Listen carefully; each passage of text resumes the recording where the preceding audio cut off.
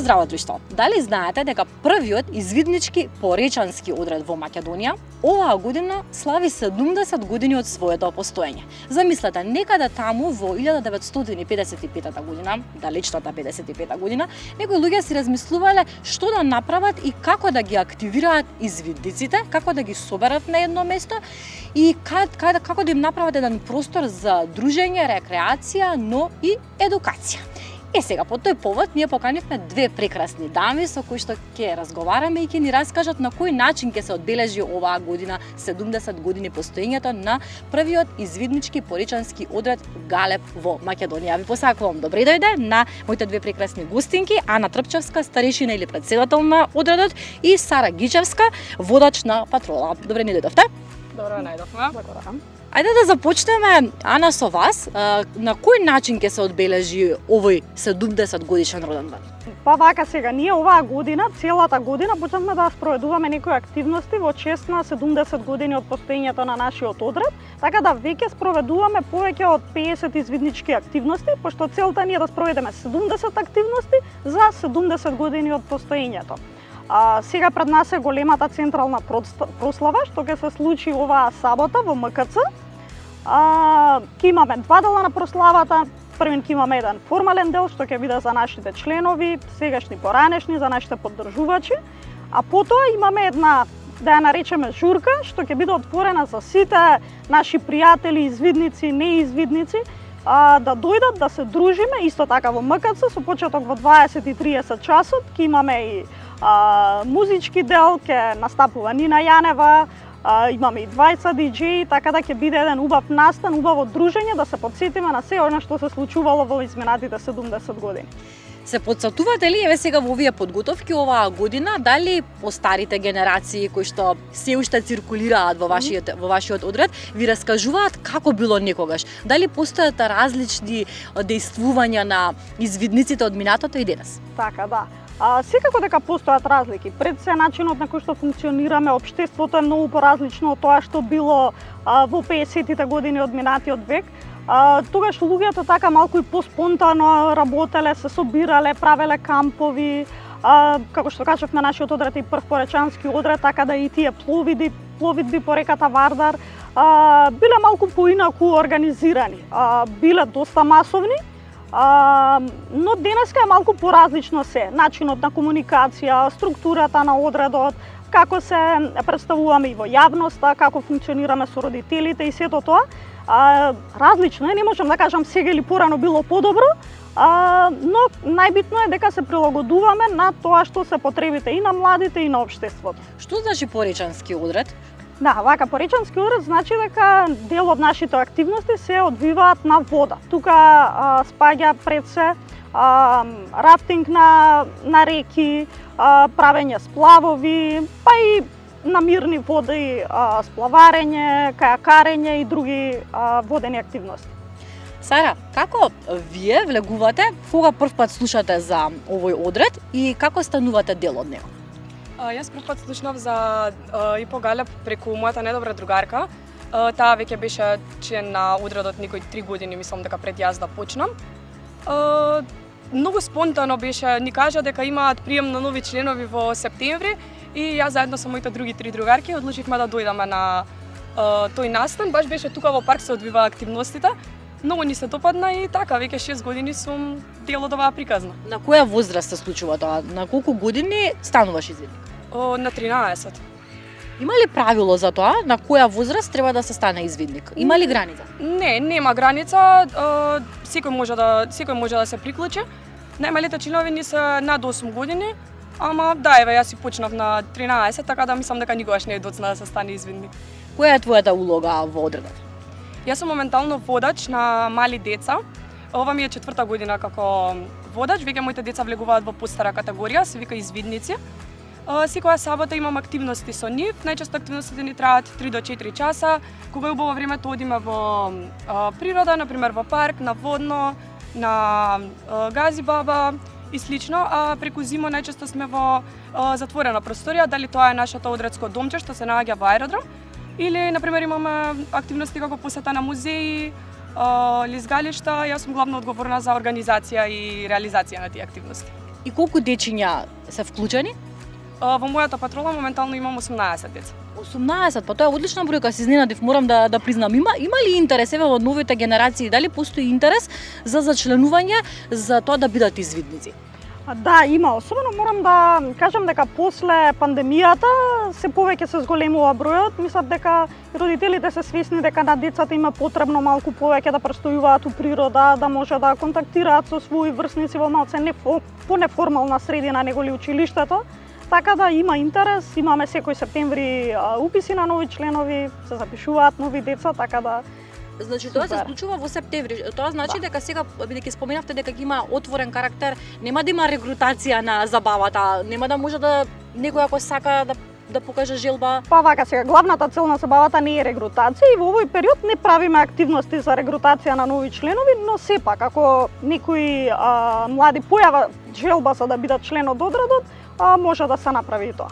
Ана, како вие станавте извидник? Пред колку години, на која возраст? Така, јас станав извидник далечната 99-та година во моето училиште Браќа Миладиновци, дојде тогашниот началник на одредот Лазе, ни кажа неколку збора за извидници, мене тоа инстантно ме привлече, дојдов дома им кажав на моите вака и вака, јас станувам извидник, сега во сабота почнуваме и моите беа малце скептици, пошто порано беше друго време, не можеше да се отвори на интернет да се прочита кои се тие што се.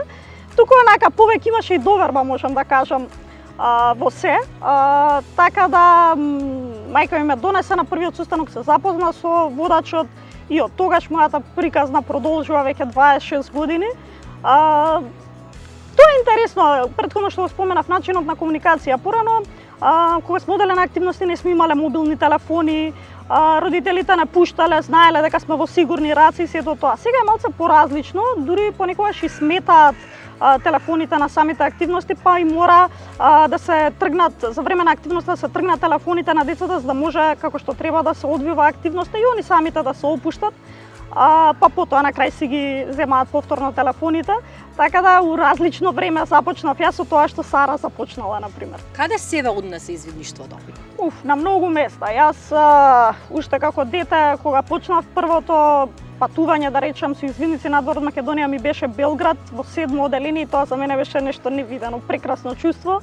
И од тогаш некако ми се створи таа желба за истражување, за откривање нови работи и се повеќе сум била присутна на повеќе меѓународни активности, како што кажав, Србија, Хрватска, па понатаму повеќето земји во Европа, сум била на светски џамборија, Шведска, Англија, па и надвор од Европа во Јапонија.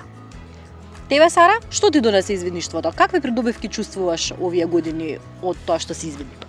Покрај тоа што, како што веќе напомена Ана, многу придобивки со патувања, имав прилика да се запознавам со луѓе од странство, со извидници од странство, да видам како функционираат други култури. Многу ми помогна за социализација. Не дека јас никогаш сум била повлечено дете, ама дефинитивно сега сум многу поопуштена, можам многу повеќе да комуницирам со луѓе од различни возрасти. Исто така со креативност, многу идеи, многу наплив на различни карактери на луѓе, различни средини и тоа главно растеш како човек на извидници. Сара, кај вас, Ана, кај вас е специфичен моментот што вие преку извидништвото се заљубувате. Може да ја откриеме таа приказна. Да, па тоа се случи 2021 година. Нашиот одред веќе неколку години функциониравме без извидничка просторија и 2021 година уште на аеродром ни даде на користење една барака која што не беше баш во најдобра состојба. И ние со нашите две раца, речам сите волонтери, почнавме да уредуваме, ама моментално кај нас во одред имаме малку повеќе девојчиња од момчиња.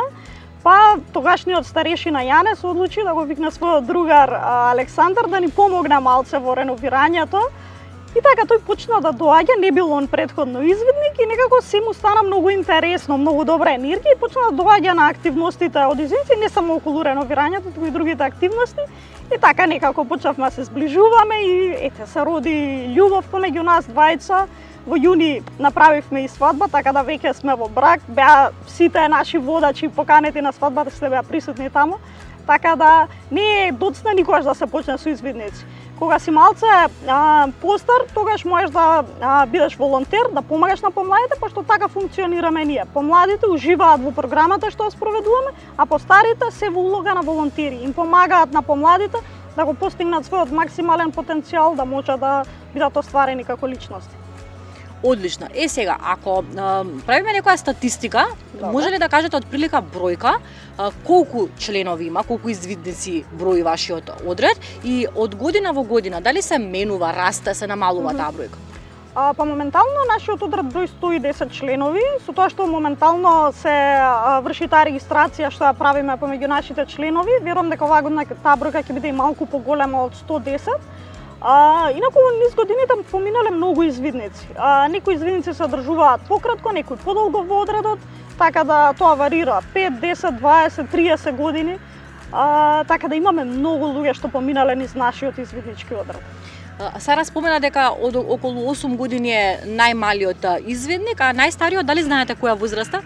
Па имаме ние многу постари членови кои што гравитираат тука околу нашиот одред, можеби не се активно вклучени во секојдневната работа, но имаат повеќе од 70 и нешто години, сега не знам точно, ама имаме повеќе постари членови кои што се уште одредот има во срцето и се тука некаде да помогнат нешто, да дојдат за муавет, да се подружат. Сара, како еден млад дух, како млада енергија во извидништвото, што е она што ќе придонесете вие, новите генерации, со оглед на тоа што новите генерации имаат нови трендови, нови интереси, на кој начин ќе го модернизирате извидништвото и еве да ги поканиме сите оние кои што не гледаат, зошто треба да станат извидници?